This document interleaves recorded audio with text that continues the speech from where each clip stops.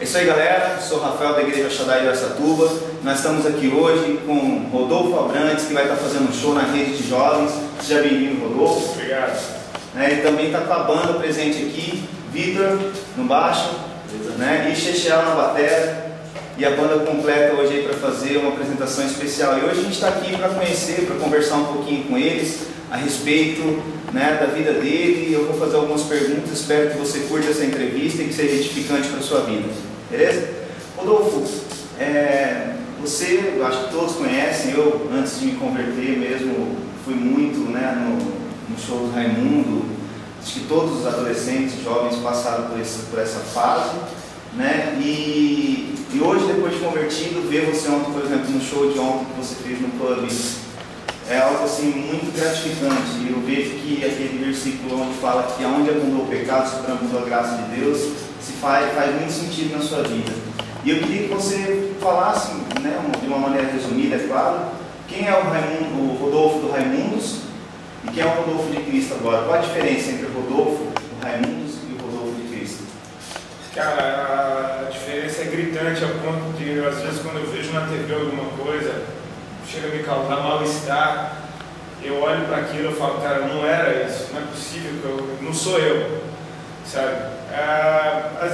Tem vezes que eu fico pensando a respeito de qual é a diferença, inclusive para poder responder em momentos como esse. Cara, eu era um cara perdido, totalmente desconectado de Deus, que merecia o inferno e vivia de acordo com meus valores. A diferença hoje é que eu tive a consciência de que eu era isso tudo. Eu creio que o primeiro passo para a gente entrar no reino é o arrependimento, como Jesus começou a pregar mesmo: arrependei-vos porque é chegado o reino. Eu tive que reconhecer que eu era isso tudo, coisas das quais eu fugia. A gente, quando está longe de Deus, a gente quer justificar cada ato nosso e dizer que tudo vale, que tudo é bom, que a gente não se arrepende de nada, que até os nossos erros foram bons e a gente não consegue ver nem erro, e a culpa é sempre dos outros. E eu acho que o primeiro passo para você começar a ser transformado por Deus é assumir as suas falhas, assumir os seus erros, os seus vacilos. Uma coisa que eu creio que foi um pouco chocante até para a mídia e para as primeiras pessoas que tiveram contato comigo depois que eu saí do Raimundos, essa coisa de eu ficar falando mal de mim mesmo, de criticar o meu trabalho e reconhecer o lado negativo daquilo tudo, que é contra tudo que o mundo prega. Tipo, mas é o teu trabalho. Sim, mas não era bom, cara. Tipo, mas isso era o que você era, mas eu estava errado. Tipo, mas o seu legado, cara, apaga, começa de novo. As pessoas não estão acostumadas com isso, porque no mundo não é assim. No mundo ninguém pede perdão, no mundo ninguém se arrepende, no mundo, as pessoas não estão nem aí, só estão se justificando. Eu creio que, cara, eu tenho consciência hoje, respeito a minha humanidade, respeito o fato de eu ser uma pessoa sujeita a falhas, não me cobro perfeição, mas dentro daquilo que eu entendo, daquilo que é consciente, eu me cobro sim fazer a coisa certa e procuro, estar cada dia sendo transformado para me parecer mais com Jesus. É engraçado, eu queria aproveitar a presença do Vitor aqui. Nós estávamos hoje almoçando e eu descobri também que ele, como eu, até já pulou uma cerca para assistir o jogo do Raimundos. E assim, eu queria saber como é para o Vitor hoje, tipo, o cara que ele, quando não tinha uma conversão genuína, curtia a banda do Raimundos e hoje está tocando no Rodolfo, ex-Raimundos, agora para Deus. O que você acha? É estranho, eu no começo eu achava mais estranho, depois eu estava acostumando, assim. Eu lembro de ter uns 12 para 13 anos, quando eu estava andando com a minha avó e com a minha mãe no shopping, pedi dinheiro para minha avó comprar um CD e fui comprei o CD do Raimundos, eu botei no carro, aí minha mãe se apavorou. O que esse menino anda ouvindo? Pouco tempo depois acabei pulando uma janela seca lá para assistir o show dele. E... Tá me devendo até hoje o dia do E é louco, cara, é louco, assim, ver como o mundo dá volta, como Deus faz as coisas da maneira que Ele quer, assim, né? Ele resolveu juntar a gente, meu ouvinte, muito longe, também de outro lugar. A gente hoje mora no mesmo lugar e eu não fui morar lá para a gente fazer isso, a gente acabou, as coisas acabaram acontecendo naturalmente, foi fluindo, conheci o Chechel, conheci os caras, hoje a gente tá junto, mas no começo foi estranho, assim. Legal.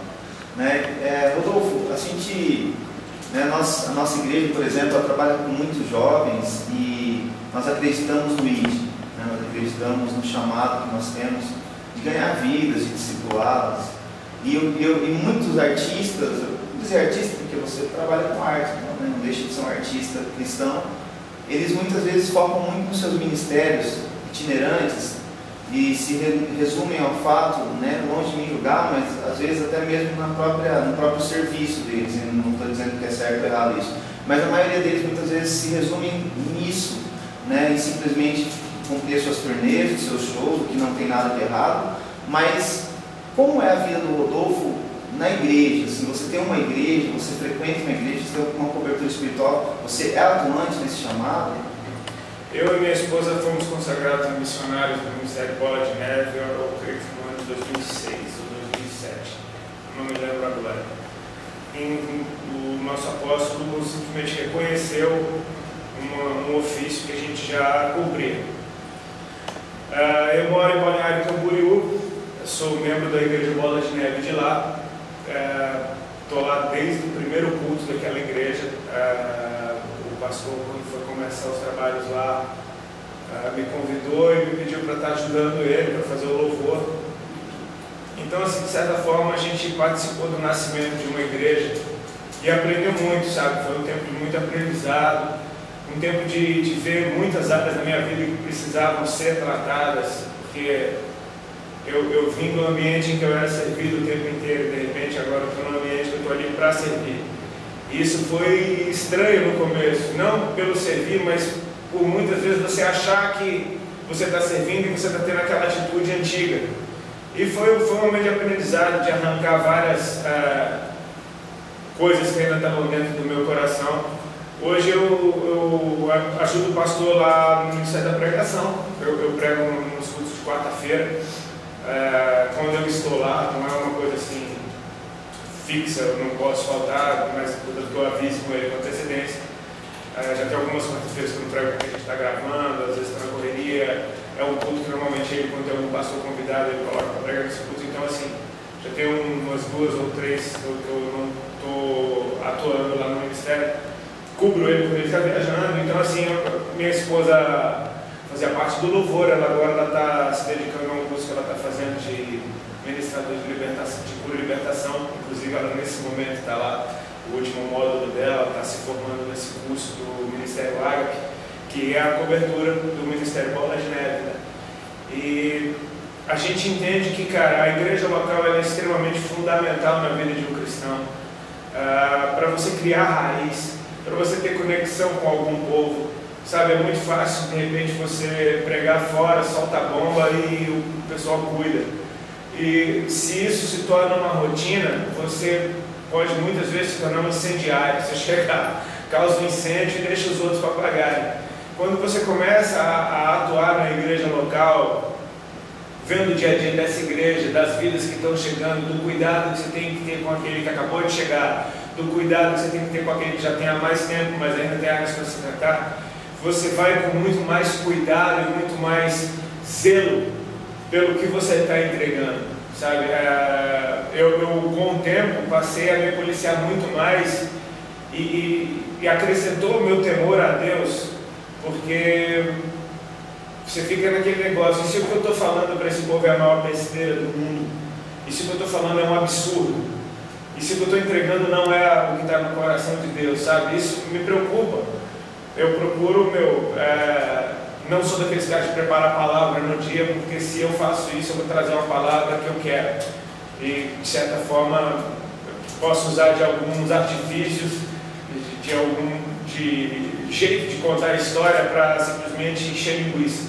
Eu prefiro vir recebendo de Deus e matutando a respeito desse assunto, vendo se a Bíblia confirma aquilo que eu estou recebendo em oração.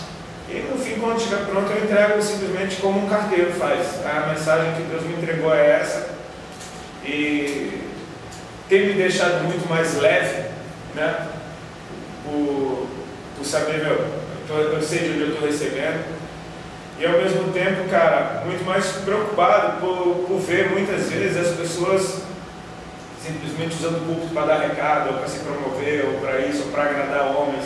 Sei lá, eu estava lendo um texto de Isaías esses dias, estou alongando a resposta para cá, não, um dia sem estava lendo em Isaías 6, quando fala do chamado de Isaías, e eu preguei esses dias a respeito dessa mensagem, porque é bonito você pregar, eu vi o Senhor assentado no alto, sublime trono, e sempre parar naquela parte, eis-me aqui, envia-me a mim, e esqueci que o resto da mensagem é o que Deus estava dizendo para ele entregar para aquele povo, uma mensagem dura que o propósito era endurecer o coração daquele povo, para que eles vissem e não percebessem, para que eles ouvissem e não entendessem, e não se convertessem, ou seja, Deus estava trazendo uma mensagem de juízo.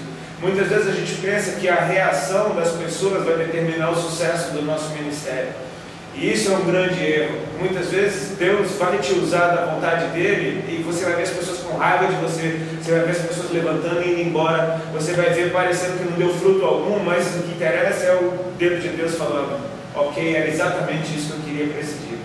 O ministério de Isaías era esse, endurecer o coração do povo. Tipo, não é uma coisa que vai fazer a agenda ficar cheia, nem nada disso. Traz um status. É, exatamente. Rodolfo, a gente sabe que você era um artista no meio secular, e a gente sabe que o artista no meio secular está sujeito às tentações, não só o artista, mas qualquer um que vive no meio, como drogas, vícios, bebida, enfim, luxúria, promiscuidade, enfim, tudo aquilo que muitas vezes até as músicas antigamente que você fazia pregavam. Como foi para você, assim, de uma maneira bem rápida, assim, objetiva, que você teve um discipulador que te ajudou, alguém que te ajudou, que te pastoreou nesse processo de conversão, para que hoje você se tornasse essa bênção que você é? Obrigado, eu vou dizer que eu sou uma bênção. Cara, a obra na minha vida da minha esposa foi muito direto do Espírito Santo mesmo, porque a gente se converteu através de um grupo de oração que era na nossa casa. Essas irmãs, a maioria era da Assembleia de Deus, cada uma era de uma igreja diferente, então a gente frequentava a igreja de cada uma delas e não tinha um pastor sobre a nossa vida.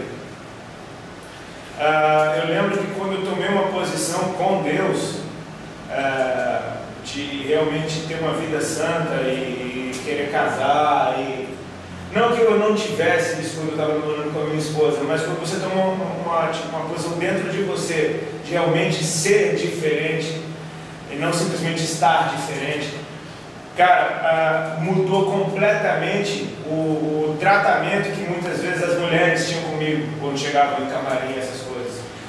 Aí você vê que era um negócio completamente espiritual.